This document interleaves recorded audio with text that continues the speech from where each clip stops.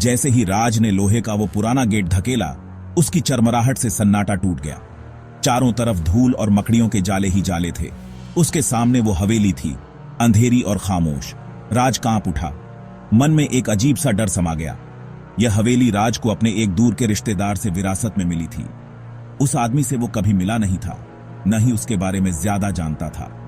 वकील ने बस कुछ अजीब अफवाहों का जिक्र किया था, कुछ काले रहस्यों और भयानक घटनाओं की विस्पर्स, लेकिन राज ने इन्हें अंधविश्वास समझकर नजरअंदाज कर दिया। वो हवेली के अंदर दाखिल हुआ। हवा में एक अजीब सी घुटन थी, सड़ांध और धूल की स्मेल। एक टूटी खिड़की से सूरज की एक किरण अंदर आ रही थी और धूल के कण उसमें नाच रहे थे। चुप्पी बहुत ही खौफनाक थी। राज ने एक गहरी सांस ली और हवेली के अंदर जाने की हिम्मत जुटाई। उसे ऐसा लगा जैसे कोई उसे देख रहा है।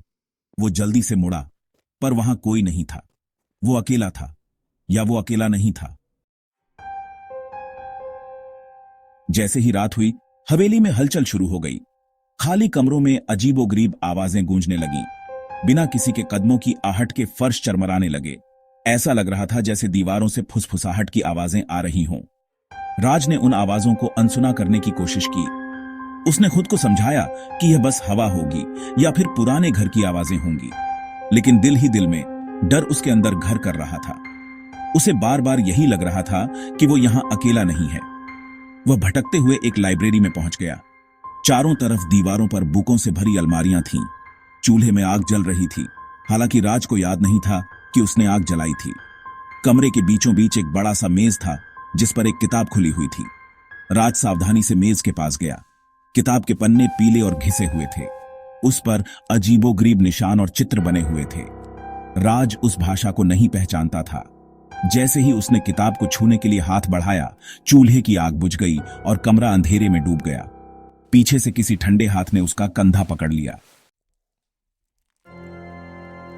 राज घबराकर मुड़ा। उसका दिल जोर से धड़क रहा था, लेकिन वहां कोई नहीं था। वह उस अजीब सी किताब के साथ अंधेरे में अकेला था। उसने किताब उठा ली। उसे किताब अपने हाथों में अजीब तरह से गर्म लगी, जैसे कि उसमें जान हो। वो लाइटर ढूंढने लगा और किसी तरह आग जलाने में कामयाब हो गया। चूल्हे में फिर से आग जल उठी और उसकी लपटों से दीवारों पर परछाई नाचने लगी। राज नीचे बैठ गया और किताब के पन्ने पलटने लगा। वो शब्दों को समझ नहीं पा रहा था, लेकिन तस्वीरें बहुत ही फेरावनी थीं। उसने अजीबोगरीब रस्मों और परछाई जैसे दिखने वाले लोगों की तस्वीरें देखी। उसने हवेली की तस्वीरें भी देखी, लेकिन वह अलग दिख रही थी और भी सिनिस्टर। एक तस्वीर ने खास तौर पर उसका ध्यान खींचा। यह एक आदमी का चित्र था जो बिल्कुल राज जैसा दिखता था, लेकिन उसकी आंखें एक ठंडी बुरी रोशनी से भरी थीं। जैसे ही राज उस तस्वीर को ढूंढ रहा था, उसकी रीढ़ की हड्डी में एक सिहरन दौड़ गई।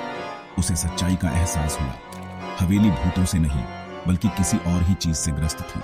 यह एक जेल थी, किसी बुरी शक्ति की प्रिजन, और राज ने अभी अभी उसका दरवाजा खोला था। राज को ऐसा लग रहा था जैसे हवेली उस पर गिरने वाली है। उसकी मौजूदगी उसे घुटन दे रही थी।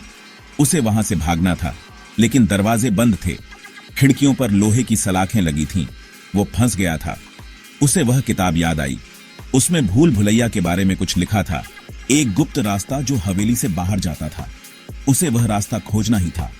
वह हवेली में इधर उधर भागा, अपने अंदर की आवाज पर भरोसा करके। हर कमरा एक जैसा लग रहा था, गलियारों का एक लैबिरिंथ। वो फिर से फुसफुसाहट सुन सकता था, जो अब और करीब थी, उसे चिढ़ा रही थी। आखिरकार उसे एक दीवार पर टंगे हुए कपड़े के पीछे एक छिपा हुआ दरवाजा मिला। उसने उसे धक्का दिया तो वह खुल गया और एक संकरा रास्ता दिखाई दिया। उसने एक पल की भी देर नहीं की। वह अंधेरे में भागता चला गया, बिना कुछ सोचे समझे। उसे अपने पीछे उस शक्ति की मौजूदगी महसूस हो रही थी जो उसका पीछा कर रही थी, लेकिन वह नहीं रुका। वो रुक नहीं सकता था। वह उस रास्ते से बाहर निकलकर ठंडी रात की हवा में आ गया। वह बच गया था। जैसे ही उसने पीछे मुड़कर हवेली को देखा, उसे ऊपर की खिड़की में एक परछाई दिखाई दी, खुद उसकी शैडोज। अंधेरे में उसकी आंखें लाल चमक रही थी। राज मुड़ा और भागा। उसने पीछे मुड़कर नहीं देखा। वह जानता था कि उन दीवारों के भीतर छिपी बुरी शक्ति कभी खत्म नहीं होगी। वह आजाद था, लेकिन वह हवेली और उसके अंदर कैद वह शक्ति हमेशा के लिए उसका हिस्सा बन गई थी।